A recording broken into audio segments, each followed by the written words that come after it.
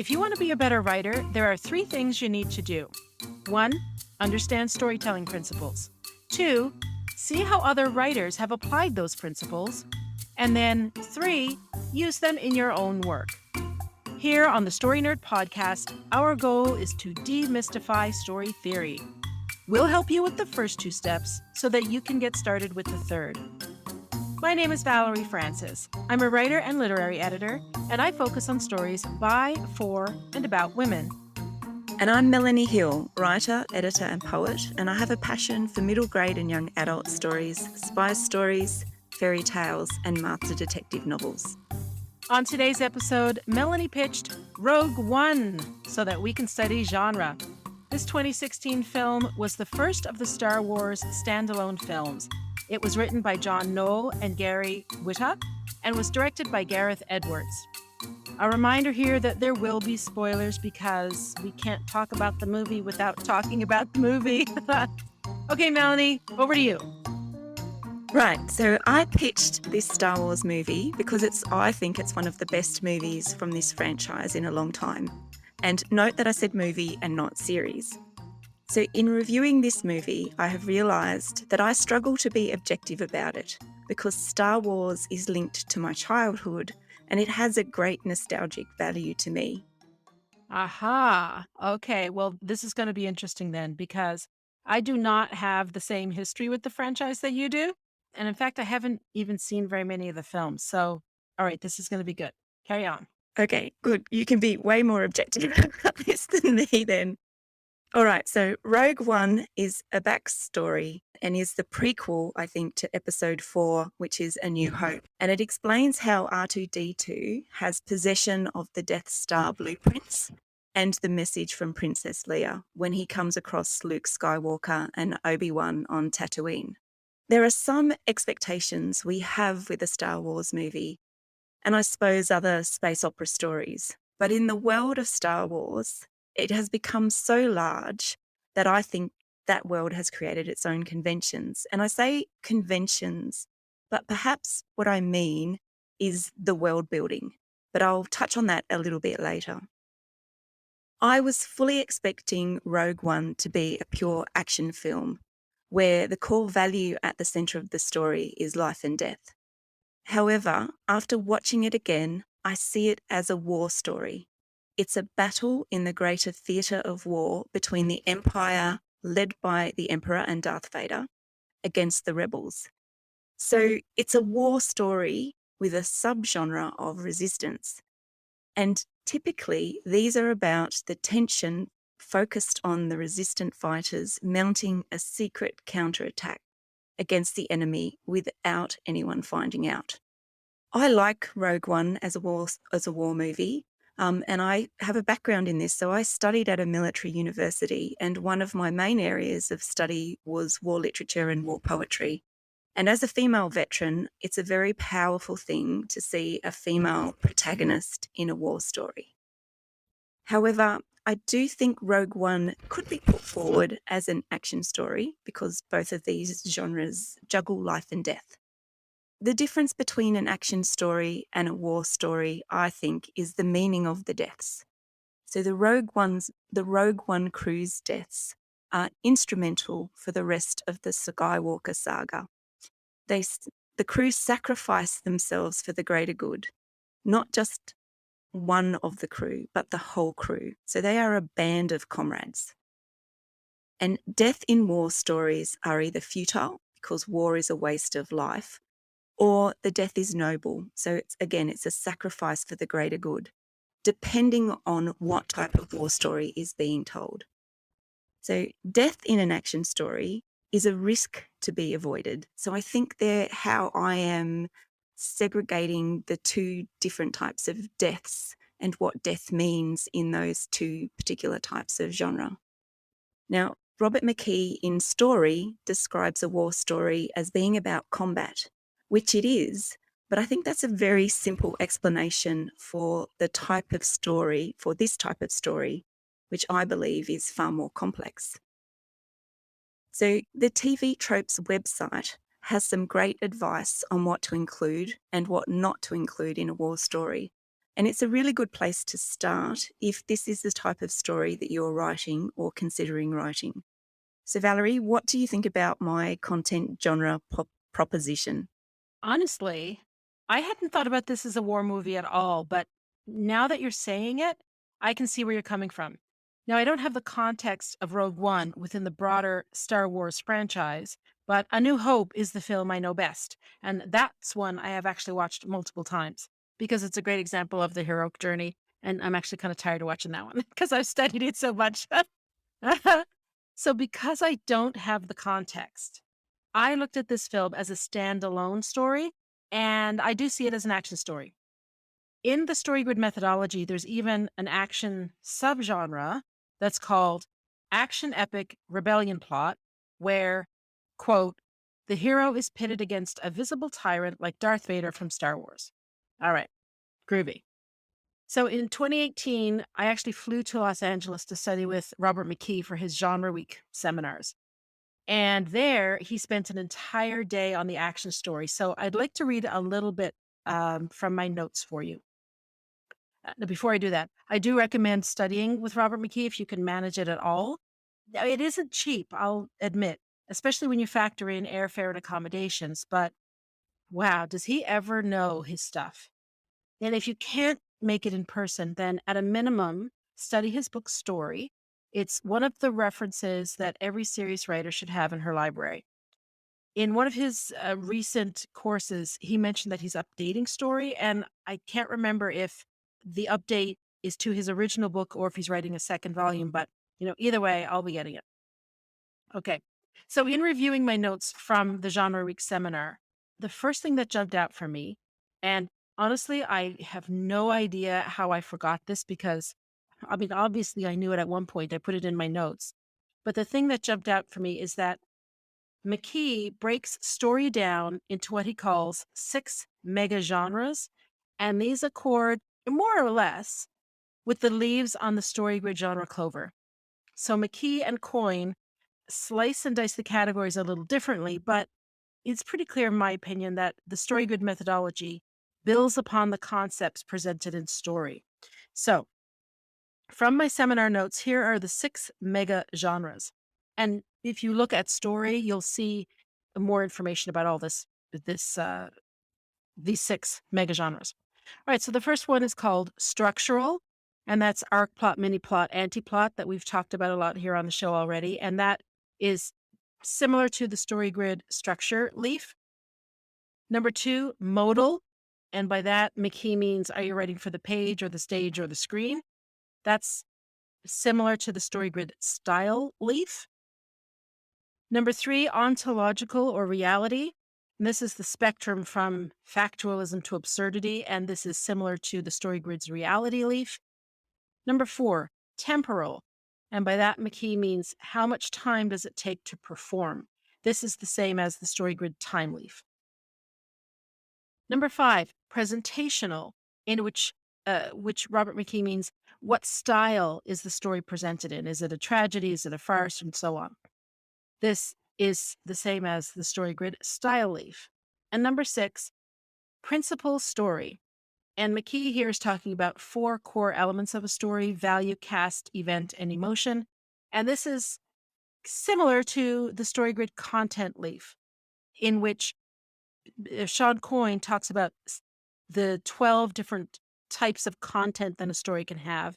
And then when you drill down into each of these content genres, he is talking about the value at stake. For example, in an action story, he says you need a hero, victim, villain, and you do.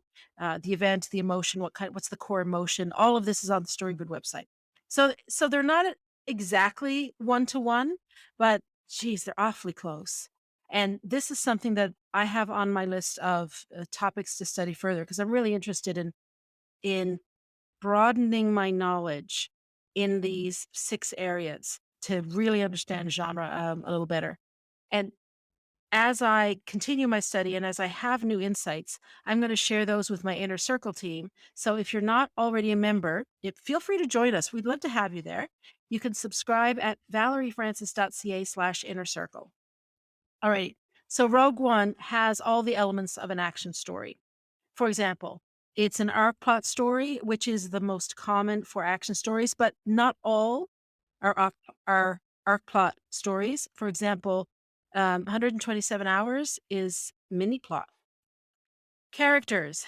As I said, action stories require a hero, a victim, and a villain. And the hero's object of desire is to save the victim or victims from the villain.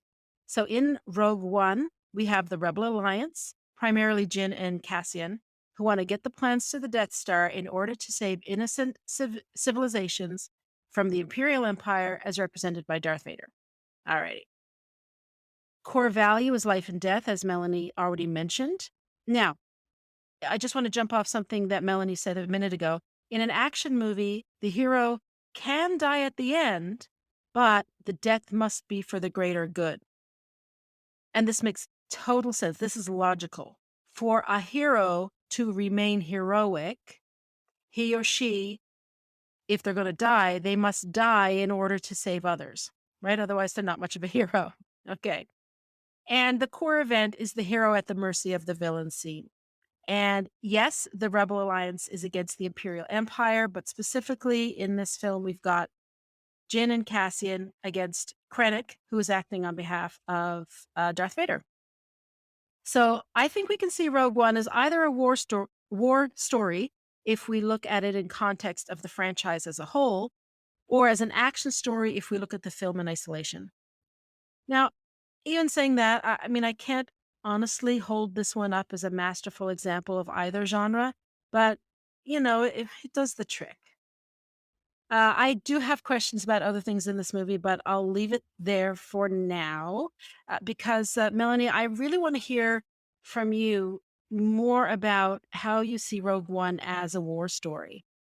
Yeah, so in working through things this week, I've realized that there are, I think, some really tight conventions around war stories. And one of those in particular is the concept of a band of brothers and the characters within that band, and also the big battle scene at the end.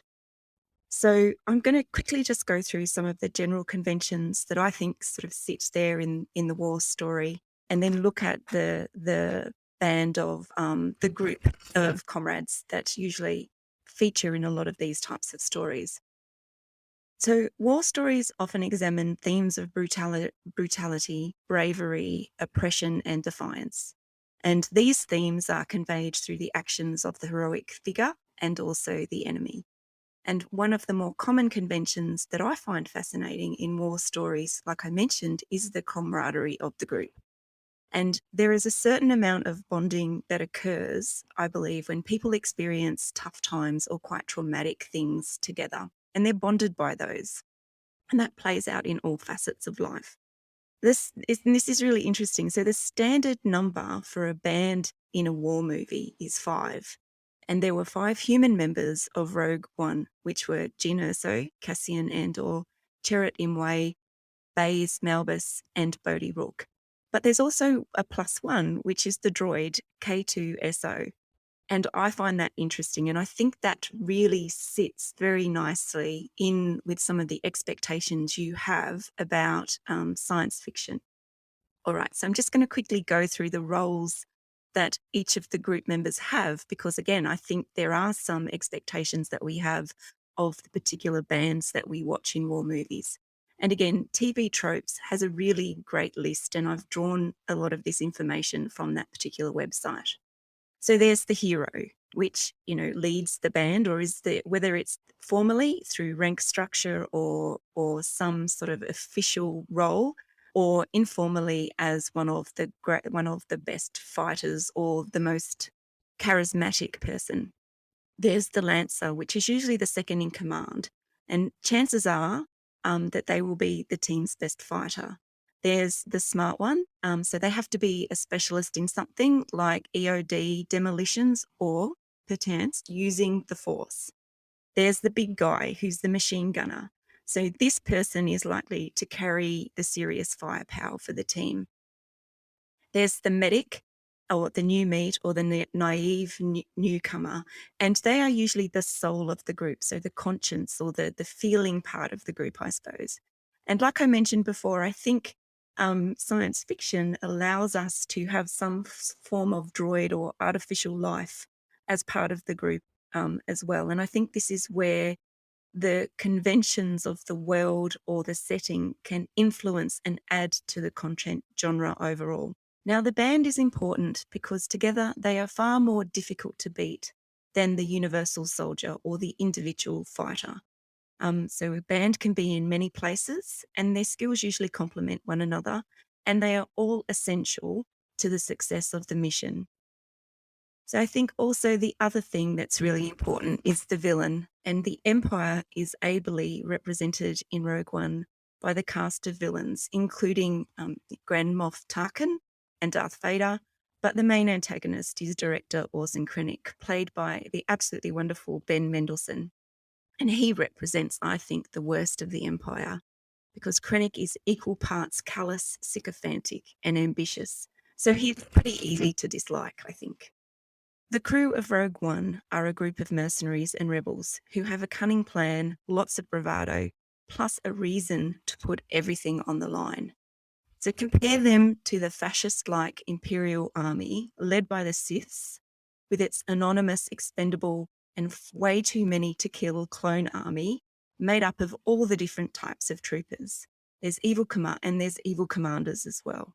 So the Empire's army also has organisation, uniforms, big weaponry, and technological advancement. They have a formal rank structure and all of those things. And again, these are, go to the TV Tropes website and have a look about for some more description about what that means, because I think that is also very important when it comes to a war story. And Rogue One is an against the odds type of war story. And this is very important because of the positioning of the Rebel Alliance in the Skywalker saga, and because it links in with the theme of hope. And the name of episode 4 is A New Hope. So the David and Goliath battles are common turf for resistance stories. And I think this echoes through the Luke Skywalker movies in particular. And I'm even going to say that the rebels' strengths lie in their ability to use asymmetric warfare techniques. But I won't go down that rabbit hole, because that could be a whole different type of podcast by itself. I've not covered off on all the conventions of a resistance war story, but there were a few of the key things to consider if you're writing a story like Rogue One. Now, the defining moment of the war genre is the large battle scene, and we get this in Rogue One, but it works on a couple of different levels. The fight of the rebels against the Empire is the first level, and there's the fight of the crew against the Shaw, Death, and Stormtroopers on Scarf. And of course, there's the face-off between Krennic and Jyn. While the battle is lost and our heroes are dead, the war is not over, and this is a great ironic ending as well. Everyone who is a rebel has a death that is worthwhile, and it contributes and increases the rebels' odds at defeating the Empire.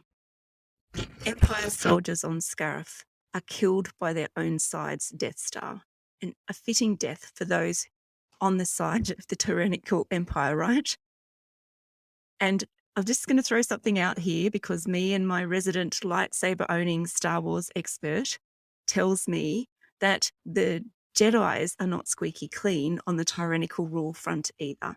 So if you've watched any of the cartoon series or any of the other series, you'll know what that refers to. But I'll leave it at that I'll leave that out there for people to ponder and think about.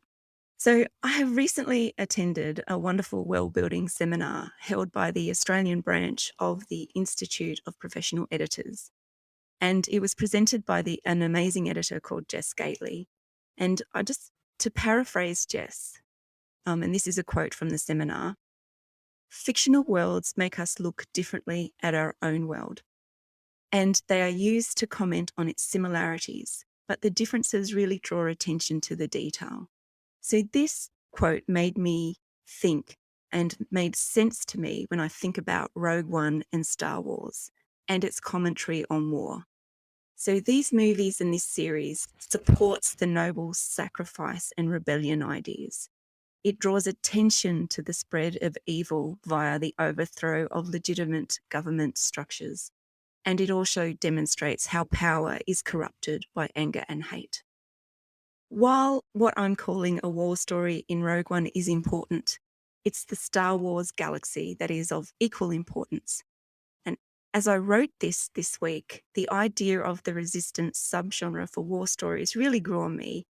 And I like that it can sit outside of historical fiction. So what do I mean by that? So war stories generally sit in reality, but I think transporting a war story into another galaxy and not being constrained by history, like earthly history, is actually quite interesting and could probably make a level of commentary that historical war stories can't make. So, Valerie, what do you think of me mixing the genres here? Have I gone off tangent, or am I being too kind and not really addressing the issues in this movie? Ah, yes, the issues with this movie. My, but they are plentiful.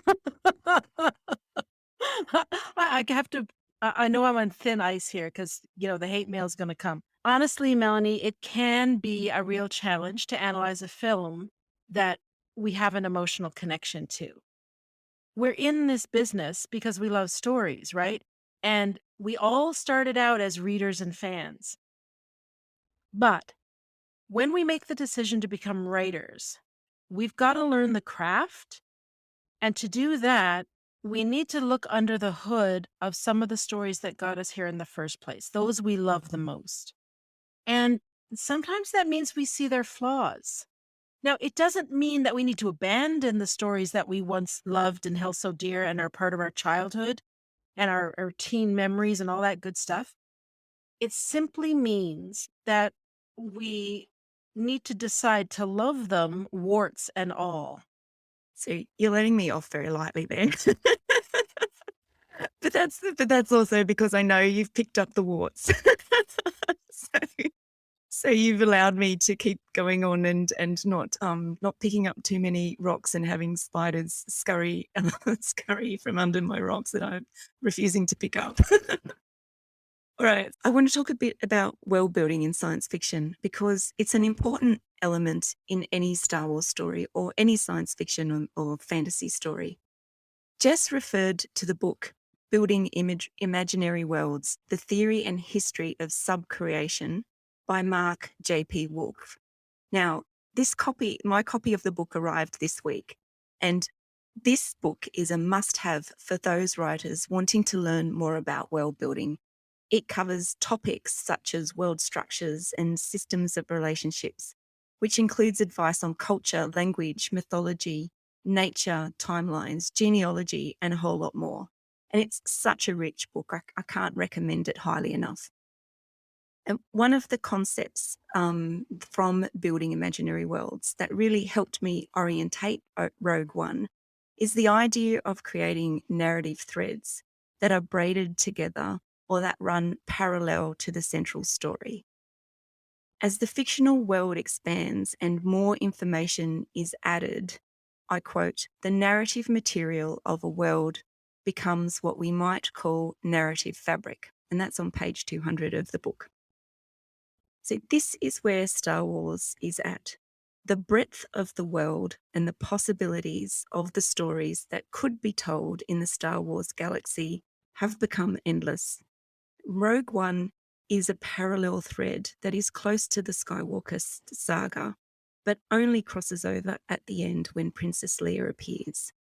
The finality of the Rogue One story makes it a standalone story, but it does need the context of the main storyline to give it a reason to exist.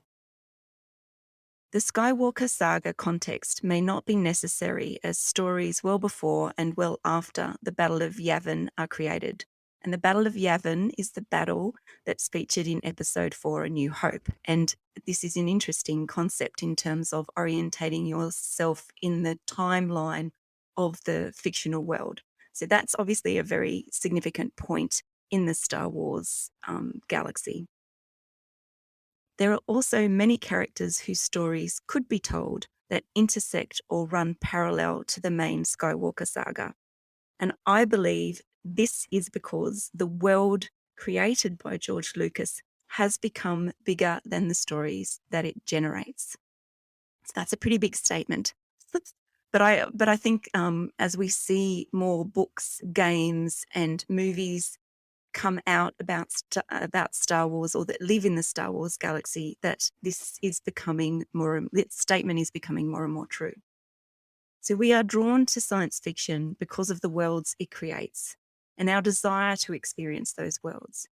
And as Jess stated in the world building seminar, it's worth thinking about the story narrative as serving the world building and not the world building serving the story in science fiction and fantasy.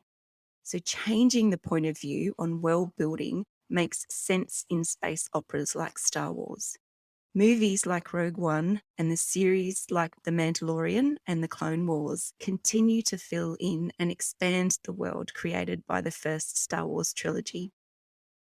So what I'm saying is that world building is the most important aspect of a science fiction and fantasy story's success. And this is evidenced by an audience's willingness or even demand to revisit that world.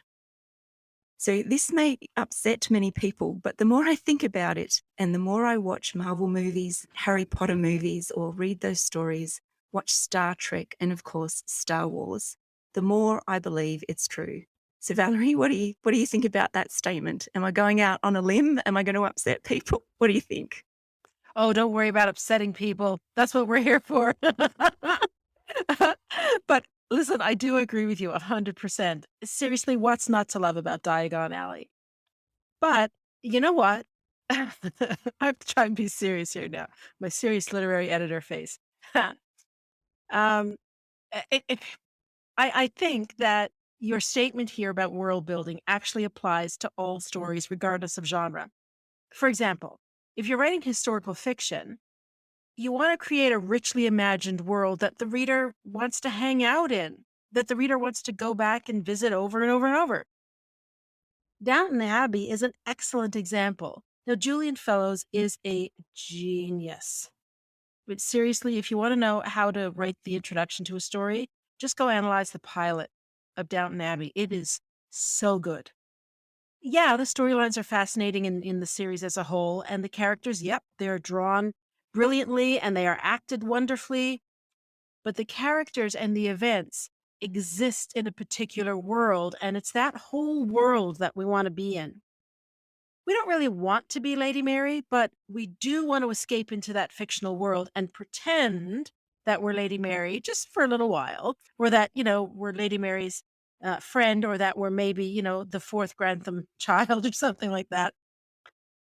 We want to pretend that we have a Mrs. Hughes looking after the house for us, right? And we want to pretend that we have a Mrs. Padmore planning and preparing our meals. Lord, I would love to have a Mrs. Padmore and a Mrs. Hughes. Sign me up for that. But even it's true for contemporary stories as well. We read because we want to escape our own reality and the pressures of our own lives just for a little while. And to do that, we need a fictional world that is built so well that we can easily and happily insert ourselves into it. So even if you're writing a story that takes place in New York City in 2022, it's not the real New York City in 2022. It's a fictionalized version of what's going on there, right? I mean, it's the same streets and the same buildings and that kind of stuff, but it's still not reality. So you still have to build a world that people want to hang out in. Now, with respect to Rogue One, oh, here it goes. I think the world building suffered simply because there are so many locations. In a film, locations can be established with music and a few seconds of aerial footage. Novelists have only words. We got black text on a white page, guys. That's what we're dealing with here. And we have to use that to describe the locations. We can't show a film of what the place looks like. We have to describe with words what the place looks like. So the more locations we have, the more words we need to use to establish the setting and build the various worlds. Now that adds to the overall word count for our book without necessarily adding anything extra or making the story itself better as a whole. So in Rogue One, in the first 13 minutes of the film, 5 different planets are introduced. You've got Galen and Jin's home. I don't even know if that was named. And it's introduced by, this is the opening of the film, it's introduced by pan shots of the landscape. Then we have the ring of Kafrine, and that's a trading outpost. There they show us the streets to establish the world. Then we've got Jeddah, the Imperial occupied moon, and there's pan shots of that landscape to get us into that world. Oh God, Melanie, is it Wobani, the Imperial labor camp? There's pan shots of that landscape. And then there's Yavin 4, which is the Rebel Alliance headquarters, and there's pan shots of that landscape. All in 13 minutes. Now, for fans of the franchise, there's lots in this movie to get excited about. And having 5 locations in 13 minutes might not be a big deal. And I don't know, maybe these places show up in other films, and so therefore they're not new. It's not new information that you need to try and learn and keep track of. But for people like me who are coming to the movie cold, it's confusing. I mean, I kept wondering, okay, wait a minute, which world are we on now? Who is this? Is this the Empire? Is this the rebel group? Who lives here?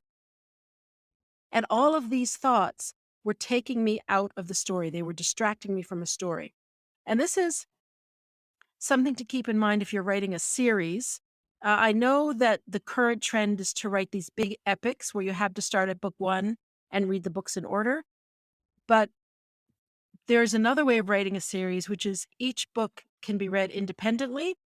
And if you go back to, you know, really anything before Harry Potter, to be honest, if you pick up book 5, you would never even know it's book 5 because at the beginning of the book, there's some exposition in there to orient you to the story, who this character is, who the partner is, and all that kind of stuff. That's why. Now, in introducing all these various worlds in Rogue One, they kind of do it in one of two ways. There's either these, the drone footage, really computer generated footage of the landscape as some sort of spacecraft is coming in for a landing, or there's a shot of the street to show you the types of characters who live in this world. Now, they go by fairly quickly, so I don't know how much time overall that they eat up. I didn't time them all out, but they really become repetitive. It's like, oh, here's another picture of a market, a busy marketplace that sort of evokes to me the scene from the market scene from Indiana Jones, right? Where there's a lot of people crammed into a little spot, all arguing over the same apple or piece of fruit on the stand or piece of cloth or whatever it was.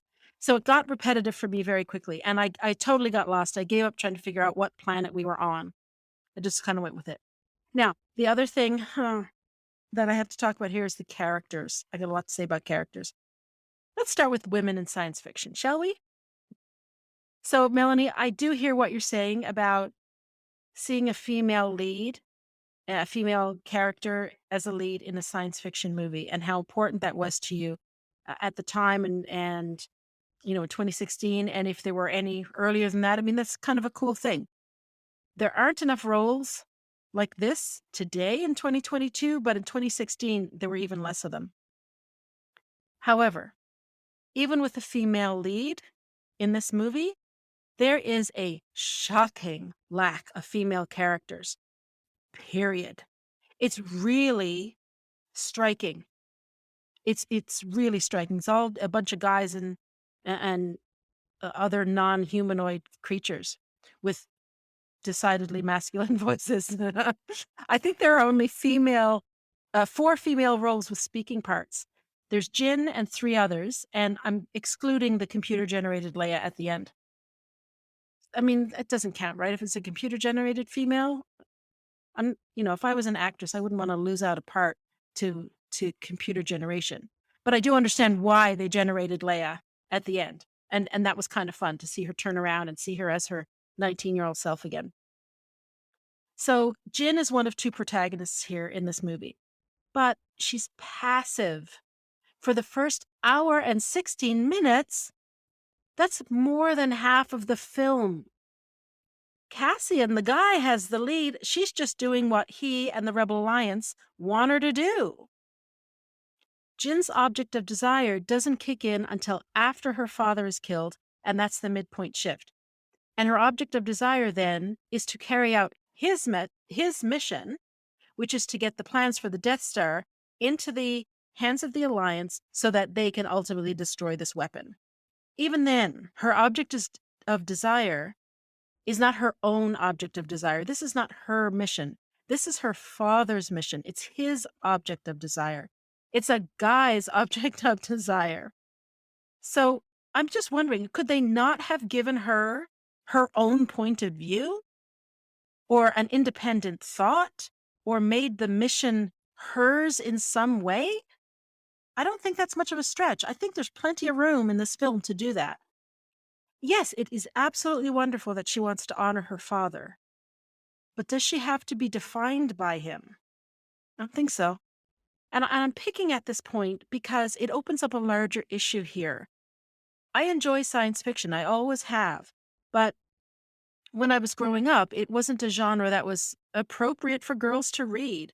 Now, at home, I watched all kinds of sci-fi TV shows, but at school, girls were discouraged from reading what they called boy books. And those were, sci-fi, fantasy, action, comics of any kind, unless they were Archie comics, sports, performance, war, anything with a supernatural element. So basically all the stuff I read now. Traditionally, science fiction stories have been written by men, but women love these stories too. And I would love to see more women represented in these genres and represented in an egalitarian way, not in a bikini or, a mini skirt or 4-inch heels or some foolishness. And I'd love to see more women writing in these genres. So, and I admit I'm behind on reading my science fiction by female authors. I fully admit that. So, what I want you to do is if you've got suggestions for female sci-fi writers that you think I should check out, please send them to me on Twitter or Instagram. I'm at Valerie_Francis. Hey, Valerie, can I just step in there and Of course. just make a really interesting observation based on what you've just said? So I think the person who is attributed with creating science fiction is actually Mary Shelley. I Right. know. And I think that's very interesting, everything that you've said there, because, if it's true that I think she was the first one with, Frankenstein to actually kind of write in that, it's like that real paranormal, the possibility of what science could do. She was really the one who created that, but yet that's not really carried through in a strong way. So I find that really fascinating. Right. What happened? What happened? That's an excellent point. And I had forgotten that for a minute. Thank you, Melanie, for reminding me of that. Continuing with characters, I gotta mention this gaping plot hole that has to do with Rook. It's really obvious. No, I mean, no plot is going to be airtight, and I let a lot of stuff go. If it's something that I don't notice, unless I'm doing a deep analysis of something, I just let it go. But every now and again, you have a story with a plot hole that's so big you could drive a Mack truck through it. Those the author has to weed out fast. And if the author doesn't see them, the editor needs to see them. And here's the plot hole here with Rook. When he's first captured and he's with Saw Gerrera subjects him to this octopus thing, which can read his mind. And you see all the tentacles, swirling all around his head. And he says that, it's really effective. It can tell me what you're thinking, but, the downside is that it will drive you mad. And, a couple of scenes later, we do see Rook imprisoned. And just as Saw warned us, he's lost his mind, right? This poor guy. But then magically, he recovers, like poof, just like that. And he becomes an ally and a really important one that they rely on to fly the ship and all that kind of stuff. So I watched this section of the movie a few times because I was convinced I must have missed something, but I didn't. It's a pretty big hole. Another point I want to make about characters is that, and this ties into something I said a minute ago, there are so many characters in this film and so many different things going on that none of the characters are developed particularly well. They're standard stereotypes without any dimension. And this brings me back to something that we were talking about in the very first episode of this show, the one on late night. If a story is about everything, then it's about nothing. The truth is that we only get so much time or so many pages in which to tell our stories, and we have to spend that time and that page count wisely. So if we have a large cast, or if we're using like a whole lot of planets and a whole lot of worlds and we have to build them all, then what we're doing is spreading our resources very thinly. And as a result, we don't get to explore any of the characters or any of the worlds in any kind of depth. In fact, the most interesting character in this film, and the one that I loved seeing when he was on the screen, that I was like, oh, this is going to be fun. It's K2SO. So when the best character is a computer-generated android voiced by an actor who doesn't make a physical appearance in the film, you've got a problem. Alan Tudyk stole the whole film with nothing more than his voice. And he's a great actor, but he only had his voice. If you want to beef up your character development skills, and if you want a great example of how to do this, check out The Glass Castle, starring Brie Larson and Woody Harrelson. And this is based on the memoir by Jeanette Walls. Harrelson's character, Rex, is absolutely brilliant. Yeah, his performance is incredible. There's no doubt. But that kind of a character comes to life in prose just as beautifully. He's a good one. Definitely put him on your list of things to study. And then we move to narrative drive and this thing called the central dramatic question. Now, narrative drive is a topic that is near and dear to my heart, and I've talked a lot about it on the Story Grid Editor Roundtable podcast. I've got some blog posts about it, and I've talked about it on my inner circle. So I don't want to go into a great amount of detail here. But suffice it to say that narrative drive is an effect that is created when the other storytelling principles are working together. And it's the thing that keeps your story moving forward and keeps your readers turning pages. The form of narrative drive in this film is called dramatic irony, and that's when the audience knows more than the characters. The central dramatic question is, this big question hovering over the whole story that the reader needs an answer to, and that the reader will keep reading your book and right to the bitter end to find that answer. So in Rogue One, the central dramatic question is, will Jyn and Cassian get the plans for the Death Star to the Rebel Alliance? Now, since we're in dramatic irony, we already know, although the characters do not, that Jyn and Cassian are successful. Dramatic irony is tough to pull off. It really is, when it's the global form of narrative drive. Typically, when someone is watching a film or reading a novel, she's wondering, what happens next, and then what happened, and then what happened. That's the headspace that we're usually in when we're consuming a new story. With dramatic irony, since the reader already knows what happens, the question she's asking herself is, how did it happen? Now, to pull off that, how did it happen, all of the other storytelling fundamentals have got to be rock solid. Like that story has just got to be humming along. There's got to be lots of conflict on various levels, not just externally in the physical world. It's got to be internal conflict as well on multiple levels. There's got to be lots of tension, and there's got to be some serious stakes happening. And to achieve all of that, the story needs to be dramatized through active writing, not told through exposition. Sadly, Rogue One is stuffed to the gills with exposition. There has been so much time devoted to orienting the audience in time and space and doing all that world building and introducing us to a lot of new characters that there isn't time really to let the story unfold naturally. The expository monologues in this movie are, well, they're a lot. They're a lot to take. Um, I could go on about the holographic message, but I think I'll leave it for there. I'll leave it there for now. Melanie? No, I think you've done a lot better job than I did of being, being objectively critical of the movie, and I just stayed at the big picture, the big picture stuff. So well done.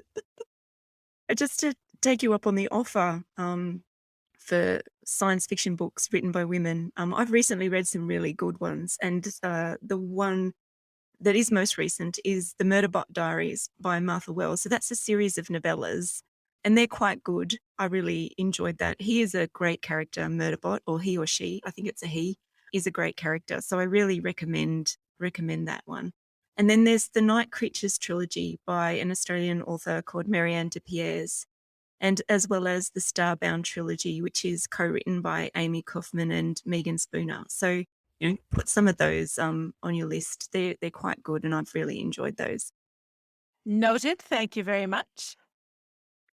All right, so today's action step.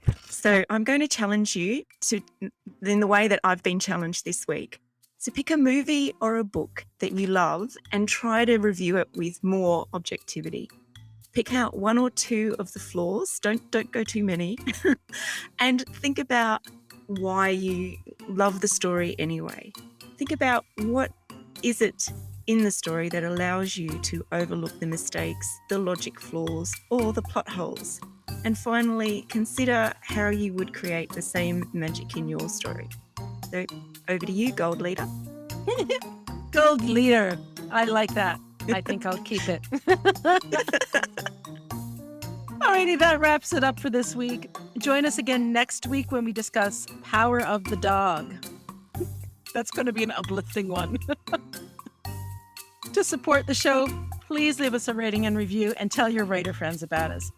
For even more information about putting story theory into practice, subscribe to my Inner Circle by visiting valeriefrancis.ca/inner circle and follow me on Twitter and Instagram. I'm at Valerie_Francis. If you'd like to find out more about Melanie, visit melaniehill.com.au or visit her on Facebook. You can find her at Melanie Hill Author. And remember, story theory doesn't have to be difficult. It's a tool to help you write more, not less. So take it one step at a time and have fun.